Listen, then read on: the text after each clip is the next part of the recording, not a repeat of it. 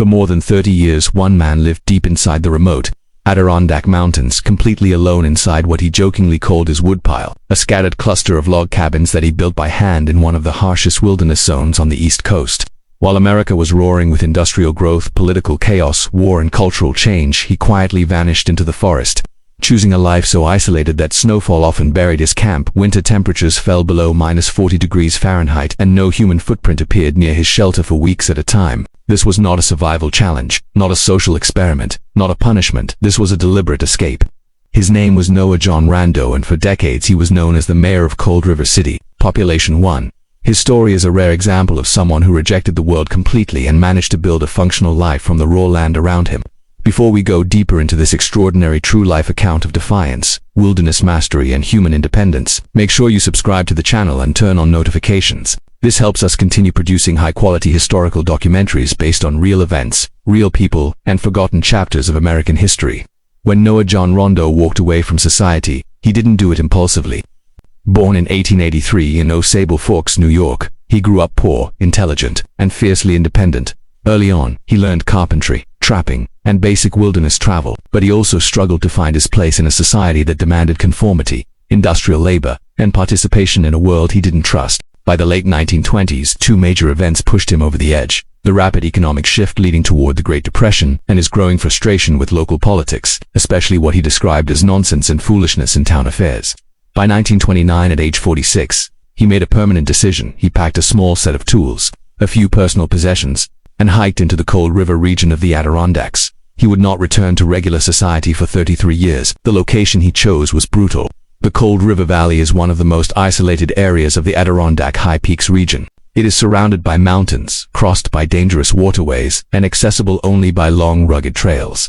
Winters can arrive early and stay late, with heavy lake-effect snow piling up several feet deep. But this isolation was exactly what he wanted. Rondeau scouted a small clearing near the river and began constructing his home. His woodpile was not literally a pile of wood. It was a sarcastic nickname for a mini-settlement made of logs, a main cabin, a kitchen cabin, a workshop, a woodshed, storage structures, and even a sort of guest space for the occasional hiker who wandered through. Over the years he rebuilt, expanded, repaired, and improved everything, creating a tiny functional place he called Cold River City. Life in the woodpile demanded absolute self-reliance. Rondeau hunted deer, trapped small game, fished the Cold River, and foraged berries, roots, and wild plants. He practiced careful ration management, saved every scrap of material, and crafted essential tools from wood, bone, and metal fragments. He heated his cabins with small hand-built stoves and burned over 10 cords of firewood each year. His routine followed seasonal rhythms, cutting wood in summer, preserving food in fall, repairing structures before winter, and surviving harsh isolation during the frozen months. Visitors who managed to find his camp described him as surprisingly friendly, humorous, and articulate. He was not a hostile recluse. He simply rejected the structure of modern life. To amuse himself, he kept detailed journals written in a personal cipher that scholars later decoded. These journals documented weather, wildlife, his daily tasks, and his honest thoughts about society, often expressed with sharp wit. He frequently signed entries as mayor, satirizing government and hinting at his belief that he operated a city that was far more peaceful than any human town. Despite the ruggedness of his existence, Rondeau did not see himself as suffering. He believed he had achieved something most people only dream of: a life free of noise, politics, and unnecessary complications. He once wrote, "I am not lonesome, I have peace." His story represents both an extreme form of independence and a historical example of what self-sufficiency looked like before modern gear, communication tools, or rescue services. And as the decades went by, the locals around the Adirondacks recognized him as a living legend, the last true hermit of the Cold River wilderness. As Noah John Rondeau settled deeper into his long experiment in solitude, his woodpile evolved from a simple campsite into a fully functional micro-village operating on his own rules, crafted with his own hands, and sustained entirely by the land. Understanding how he survived 33 years in this isolated location requires a closer look at the systems he built, the knowledge he applied, and the mindset that kept him committed for so long. The heart of Rondeau's camp was his main cabin, a log structure built using traditional Adirondack techniques. He cut trees by hand, stripped bark, notched logs, and used native moss and mud for primitive chinking. Inside he built a small stove, shelves for tools, racks for drying meat, and improvised storage. Over time he added a separate kitchen cabin, a workshop for maintaining traps and crafting snowshoes, a woodshed for his winter fuel supply, and storage huts for hides, dried meat, and equipment. These multiple structures were not signs of luxury, they were necessities for long-term survival in one of the most severe climates in the Northeast. Every year he burned massive quantities of firewood, often preparing it months in advance. He spent entire summers cutting, splitting, drying, and stacking wood, because a single mistake in fire management could be deadly in a region that regularly plunged far below zero. His journal entries show meticulous planning. He tracked snowfall, river levels, changing animal patterns, and seasonal shifts with scientific precision. He used this information to decide when to hunt, where to trap, and how long his supplies would last. Food procurement was a constant task. Deer hunting provided meat, bones, and hides. Trout fishing in the cold river supplied protein during warmer months. He gathered roots, berries, and edible plants using his deep knowledge of Adirondack flora. Although some hikers occasionally brought him flour, sugar, or coffee, he maintained a strict philosophy of independence. Outside help was optional, not essential. His journals described meals of venison stew, smoked fish, berry preserves, and improvised bread made with minimal ingredients. Rondeau's mental resilience was as impressive as his physical survival skills. Solitude on this scale can break even the strongest individuals, but he embraced it. He read books carried into camp by hikers or rangers, studied astronomy, and wrote coded journals that blended observations with humor, philosophy, and commentary on human behavior. His cipher letter substitution system was not designed for privacy as much as creativity. Decoding it later revealed his sharp intelligence and his ability to articulate complex thoughts despite living alone for decades. As the years passed, his reputation spread. Adirondack guides, hunters, and backpackers considered a visit to the mayor of Cold River City a rite of passage. They described him as bearded, wiry, energetic, and quick-witted.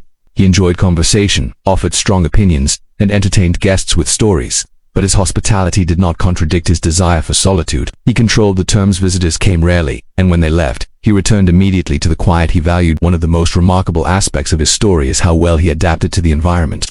Unlike many modern survivalists who face emergencies or unpredictable conditions, Rondeau created a system so stable that he rarely experienced crises. He understood the land intimately, learned from every season, and kept improving his techniques. For him, wilderness was not a threat, it was home. His life also captured a moment in American history when wilderness still allowed a person to disappear completely. There were no drones, no satellites, no rapid response rescue teams, and no enforced registration systems for backcountry dwellers. Someone could hike into the mountains and stay for decades, unseen and unmanaged. Rondeau became the embodiment of that disappearing frontier spirit. Yet even as he thrived in his woodpile, the world outside was changing rapidly. The Adirondack region was becoming more regulated. Conservation efforts expanded, and in 1950, everything shifted. Public land rules tightened. A massive storm known as the Big Blowdown destroyed millions of trees across the Adirondacks. The Cold River Valley was severely damaged. Trails were blocked, and the state designated sections of the forest as restricted areas. Rondeau's home, after 33 uninterrupted years, was suddenly declared uninhabitable. This event set the stage for the final chapter of his extraordinary life, when society forced him out of the one place he truly belonged. The year 1950 marked the turning point in Noah John Rondeau's life. For decades he had thrived in the Cold River wilderness, building a personal city of one, developing a system of complete independence, and becoming a regional icon. But on November 25, 1950, a devastating windstorm, the infamous Big Blowdown, swept through the Adirondacks with hurricane-level force. More than 800,000 acres of forests were flattened. Trails disappeared under piles of fallen timber, and remote areas became inaccessible. The Cold River Valley, the isolated sanctuary where Rondeau had lived since the 1920s, was one of the hardest-hit regions. The destruction made his woodpile nearly impossible to reach, and the New York State Conservation Department soon issued new land management rules that prohibited permanent camps in the damaged zones. For Rondeau, this meant one terrible reality: he could not legally return home.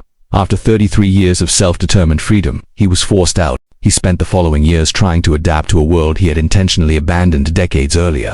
Rondeau bounced between small towns, temporary cabins, and occasional public events. For a time, he participated in wilderness exhibitions, demonstrating woodcraft and showcasing items from his Cold River life. People were fascinated by him. Newspapers called him the last Adirondack hermit, and visitors lined up to meet him. But behind the publicity was a deep sense of displacement.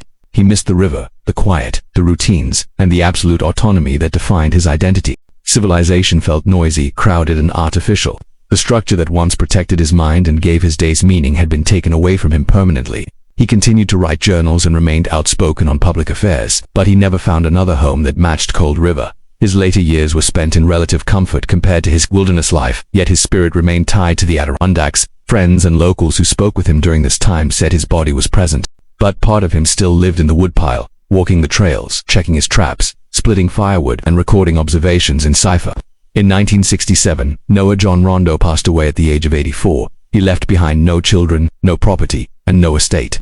What he left instead was a legacy, a story of a man who stepped away from society not because he failed in it, but because he wanted to live by his own rules. His journals, now decoded, show an individual who was intelligent, humorous, thoughtful, and deeply aware of the natural world. His camp artifacts are preserved in museums across New York, and his name remains legendary among hikers and historians. Rondeau's life raises timeless questions about the value of solitude, the cost of modern living, and the human desire for independence. While most people talk about escaping society, he actually did it and succeeded for longer and more completely than almost anyone of his era. Today, with technology dominating our lives and true solitude nearly impossible to achieve, his story feels even more extraordinary. He reminds us that wilderness once offered complete freedom, and that a determined individual could build a life from nothing but wood, skill, and willpower. His Cold River City, population. One may have been a joke, but it represented a philosophy, a belief that peace, dignity, and purpose can be found far from the noise of the world. And while the structures are gone, the legend of the man who survived alone in a woodpile for 33 years continues to inspire adventurers, historians, and anyone who has ever dreamed of starting over.